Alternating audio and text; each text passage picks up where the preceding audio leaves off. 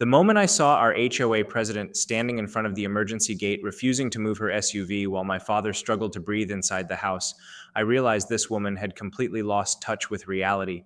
But what happened 3 minutes later changed the entire neighborhood forever, because the sound of helicopter blades suddenly shook the sky above our homes, and every single person outside froze in shock. My name is Travis Miller, and I live in one of those private HOA communities where people care more about perfect grass than actual human beings. You know, the type of neighborhood where somebody complains if your trash can stays outside 20 minutes too long. And unfortunately, the person controlling most of that drama was our HOA president, Cynthia Harper. Everybody secretly called her Karen because she treated every tiny rule like federal law. Before this story gets completely insane, make sure to like and subscribe to Karen Stories Daily, because what happened that afternoon still gets talked about in my neighborhood to this day. Now my father lives with me because after several heart surgeries, he could not safely stay alone anymore. His health had been unstable for years, and doctors warned us that if another breathing emergency happened, quick medical access would be critical. That detail matters because our property included something unique. Most houses in the neighborhood did not have a private emergency access gate connected to the service road behind the subdivision. The gate existed long before I bought the property, because the original owners also dealt with medical emergencies years ago. Everything about it was legal, documented, and approved by the county. But Cynthia hated that gate. According to her, emergency vehicles damaged landscaping and created what she called visual disruption whenever they used the service road. At first, I honestly thought she was joking. But over time, I realized she genuinely cared more about decorative bushes than emergency access. For months, she kept pressuring me to keep the gate locked unless the HOA personally approved entry beforehand. I refused every single time because no HOA board was going to decide when ambulances could reach my father. That answer made Cynthia furious. Every HOA meeting after that became uncomfortable. She would make passive-aggressive comments about community appearance and property values while staring directly at me from across the room. Sometimes she even hinted that homeowners with special emergency privileges created unfair treatment inside the neighborhood. Most residents ignored her because everybody knew my father's medical condition was serious. But Cynthia never stopped.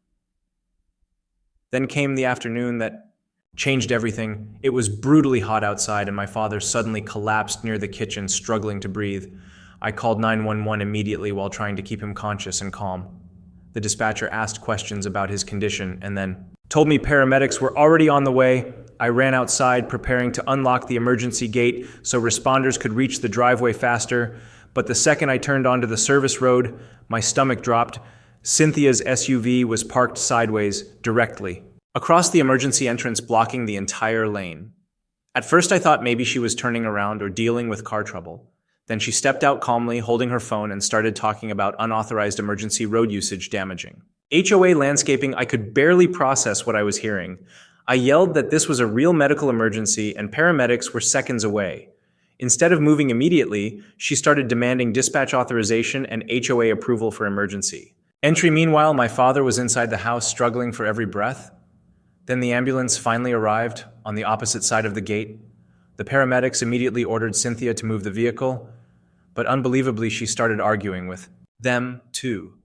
Actually arguing with emergency responders during an active medical emergency. One medic warned her she was interfering with emergency services and could face legal consequences. But by then, precious minutes had already passed. That was when the dispatcher made another decision. Because our property backed onto a large open field, emergency air support could be authorized if ground access remained delayed. At first, I did not fully understand what was happening. Then suddenly we all heard the sound of helicopter blades growing louder over the neighborhood. People started stepping outside their homes, confused. Dogs barked everywhere. Neighbors looked toward the sky, trying to understand what was happening. And the second Cynthia looked upward, her entire expression changed instantly. Because a rescue helicopter was circling directly above the subdivision, preparing to land behind my property. The entire neighborhood froze, watching it descend over the field, while grass, dirt, and debris exploded outward from the rotor wash. Even people who normally supported Cynthia looked horrified now. Within moments, flight medics jumped out carrying equipment toward the backyard, while local paramedics coordinated access around the blocked gate police. Officers started arriving too. And standing there beside her SUV, Cynthia finally realized this situation had gone far beyond HOA authority, because now there were witnesses everywhere. Neighbors filmed the entire scene on phones. Several people recorded her refusing to move while emergency responders demanded access, and once those videos started spreading, there was no controlling the damage anymore. While the helicopter crew worked on my father, the entire neighborhood stood outside in complete silence watching everything unfold. Nobody cared about landscaping anymore. Nobody cared about HOA rules. All people saw was a real medical emergency that had been delayed because one person thought community authority mattered more than human life. The flight medics moved incredibly fast. Within minutes, they stabilized my father enough for transport, while police officers began separating witnesses near the blocked gate. And the worst part for Cynthia was that everybody saw exactly what happened with their own eyes.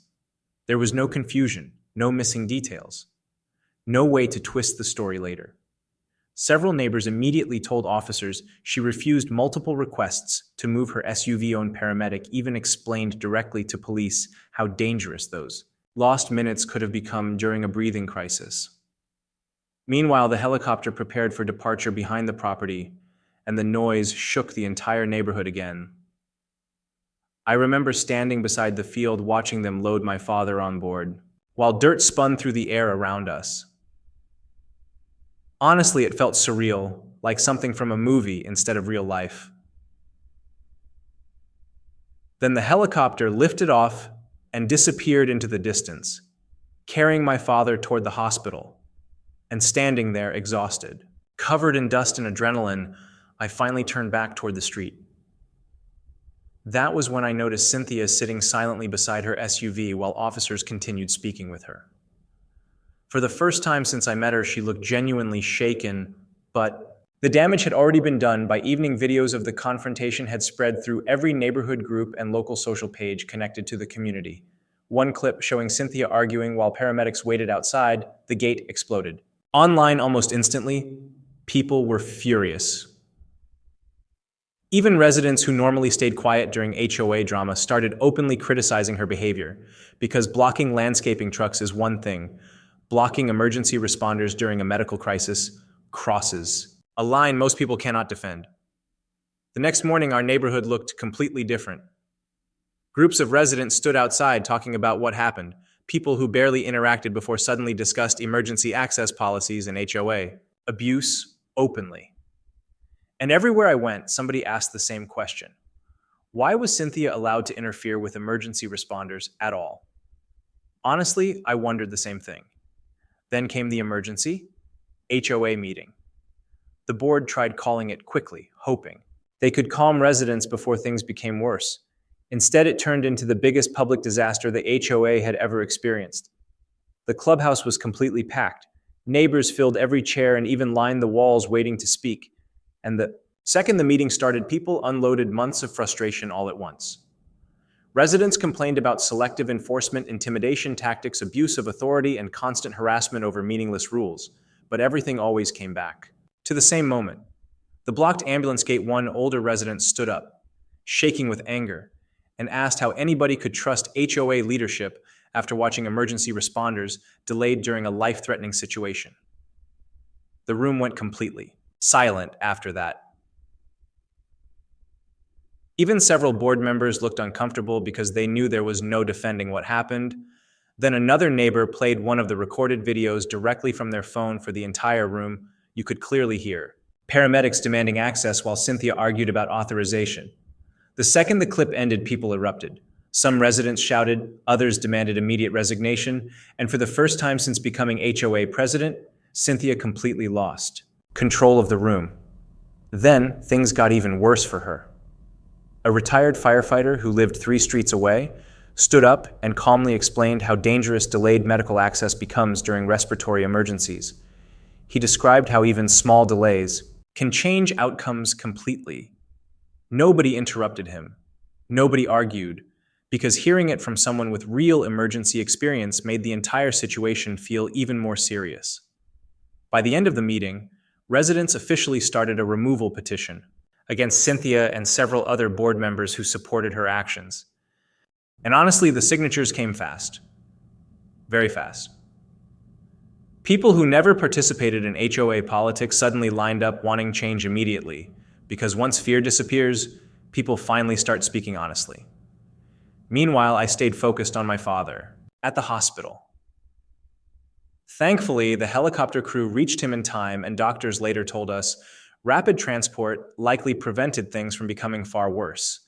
Hearing that made my stomach turn, thinking about those lost minutes at the gate, because all of it could have been avoided so easily. All Cynthia had to do was move her car, just move the car, but instead her obsession with control turned a medical emergency into a public disaster the entire community witnessed together. A few days later, my father finally returned home from the hospital, and honestly seeing him walk slowly back through the front door felt better than anything else that happened afterward. The doctors told us he still needed rest and monitoring, but thankfully the emergency helicopter transport gave him the treatment he needed before things became irreversible. And hearing that made me think about those lost minutes all over again, because every single person in the neighborhood now understood how close the situation actually came to ending differently. By that point, Cynthia's reputation inside the community had completely collapsed. People stopped defending her entirely. Even residents who once supported strict HOA rules wanted nothing to do with her anymore. Because deep down, everybody understood the same thing. Rules are supposed to protect communities, not endanger them. And once someone forgets that, they should never be trusted with authority. The removal petition spread faster than anybody expected. Hundreds of signatures came in within days, and several board members quietly resigned before the official vote even happened because they knew residents were furious. Meanwhile, local news stations started covering the story after videos from the incident. Spread online, one reporter described it as one of the most shocking HOA abuse situations the area had seen in years. And honestly, hearing strangers discuss my father's emergency on television felt surreal, but what shocked me most was how many people from other neighborhoods shared similar stories about HOA leaders overstepping boundaries and acting untouchable. Suddenly, our little community drama became something much bigger. Online, people everywhere started debating how far HOA authorities should actually go, and Cynthia became the example everybody pointed at when discussing abuse of power. The craziest part is, she still tried defending herself publicly at first. She released long statements claiming she was only protecting neighborhood regulations and maintaining proper emergency access procedures. But those excuses collapsed immediately because the videos showed exactly what happened. You could literally hear paramedics yelling for her to move. No statement was going to erase that. Eventually, even her closest friends inside the neighborhood stopped appearing beside her. The social pressure became overwhelming. People avoided her during walks. Neighbors ignored her at community events. And honestly, the silence around her became louder then. All the arguments ever were. Then came the final HOA vote. I will never forget that night because the clubhouse parking lot looked fuller than I had ever seen in my life. Residents arrived early carrying printed petitions and discussing emergency reforms. Before the meeting even started, for once the atmosphere inside the building felt less like HOA politics and more like a community finally standing up for itself. When the board officially opened the floor, several residents spoke emotionally about their own family's health conditions. One mother explained her son suffered severe seizures and emergency access delays terrified her now. Another older resident admitted he started reconsidering whether he even felt safe living in the neighborhood anymore after watching the ambulance incident. Every story pushed the room further in one direction, and Cynthia sat there silently listening, while the authorities she spent years building disappeared piece by piece. Then came the vote. It was not even Close residents removed her from the HOA presidency almost unanimously, along with two board members who supported her actions during the emergency. The second results were announced, the room burst into applause, not because people enjoyed humiliating someone, but because the neighborhood finally felt free from years of fear, intimidation, and pointless control. Honestly, it felt like everybody could breathe again. After the vote, several major changes happened quickly. The HOA created permanent emergency access protections preventing anyone from blocking medical routes under any circumstances. New board members simplified dozens of ridiculous neighborhood rules people hated for years, and for the first time since moving, their residents actually started talking to each other more instead of constantly worrying about complaints, fines, and violations. Ironically, my father became somewhat famous around the neighborhood afterward. People regularly stopped by asking how he was feeling and bringing food, cards, or small gifts. Even neighbors I barely knew came over just to check on him. One family dropped off homemade soup every week during his recovery. Another neighbor installed reflective emergency markers near the service road entirely free of charge. The sense of community that appeared after everything honestly surprised me.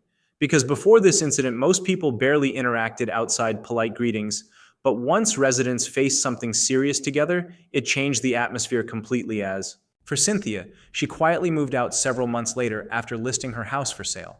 And according to rumors, she tried joining another HOA board in a nearby subdivision, but people there already recognized her from the viral videos online turns out. The internet never forgets moments like that. The most powerful moment for me happened one evening during my father's recovery.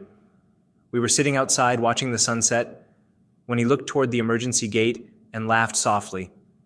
I asked what was funny, and he said something I still think about constantly. He said some people become so obsessed with controlling life around them, they eventually forget life itself is fragile.